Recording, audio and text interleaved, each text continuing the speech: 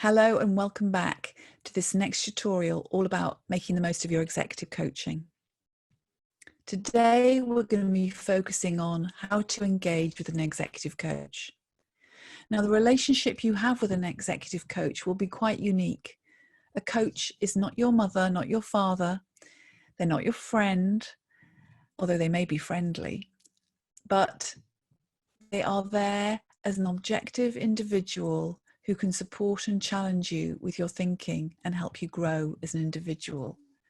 And they will also have models, theories, things that they can bring from their kit bag that will support you in increasing your understanding about certain situations. So it's a very unique relationship that you're going to develop with your coach. Therefore, it's really important that you spend some time and think about selecting the right coach for you. So here are a few pointers that I hope will help you be able to make that selection with a coach. Firstly, I would recommend that you choose a coach who has done some accredited training, which means they've done a minimum of 60 hours training, and they're committed to their ongoing supervision and development. Now, to talk about accredited training, when I mean accredited, I'm talking about the International Coaching Federation, which is the ICF, the Association for Coaching, which is the AC, and the European Mentoring and Coaching Council, which is the EMCC.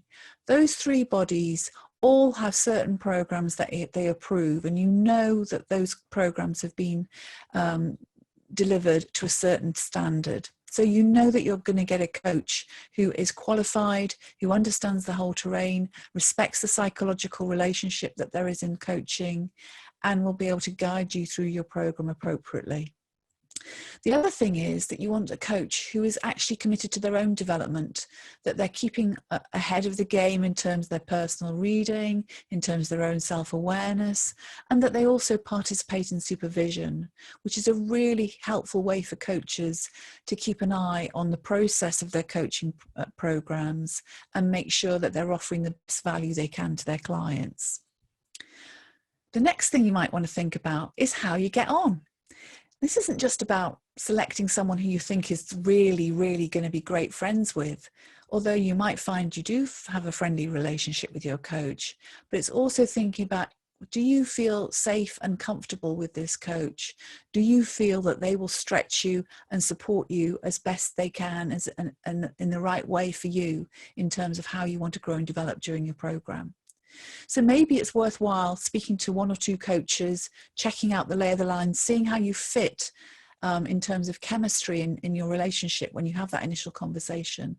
And once you've spoken to a couple of coaches, you can then make an active choice about which is the right one for you. The final thing I want to mention here is whether your coach is a subject matter expert or not. Sometimes I come across organizations who say that, oh, no, you've got to understand our industry and you've got to be working in our industry.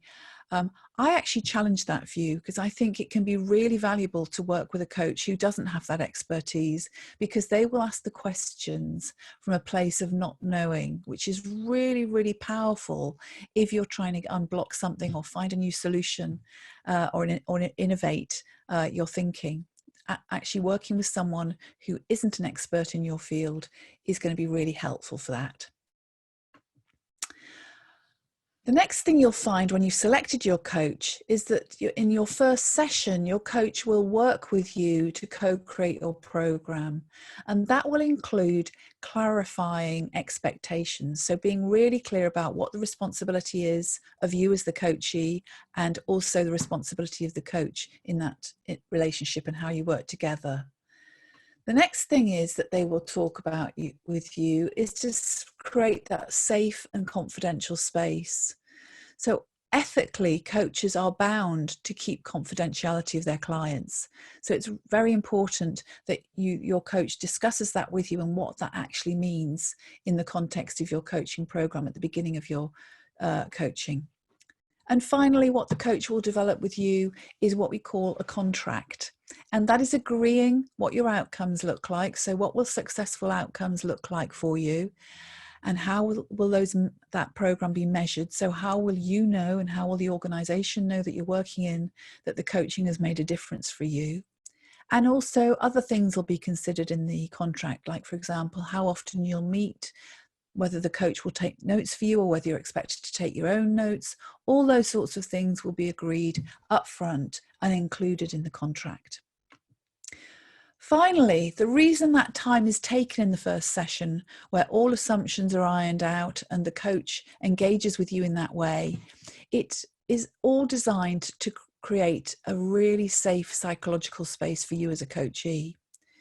As a coach, we recognize that you will want to open up about things that ordinarily you might not talk about at work. So it's really important from that perspective that the space the coach creates with you does make you feel safe. And that might be one of the things you're checking out when you're interviewing coaches initially is, do I feel okay and comfortable that I could open up to this person and feel safe to work with them? So that's how to engage with a coach. The next tutorial we're going to be looking at is your commitment as a coachee. I look forward to seeing you there.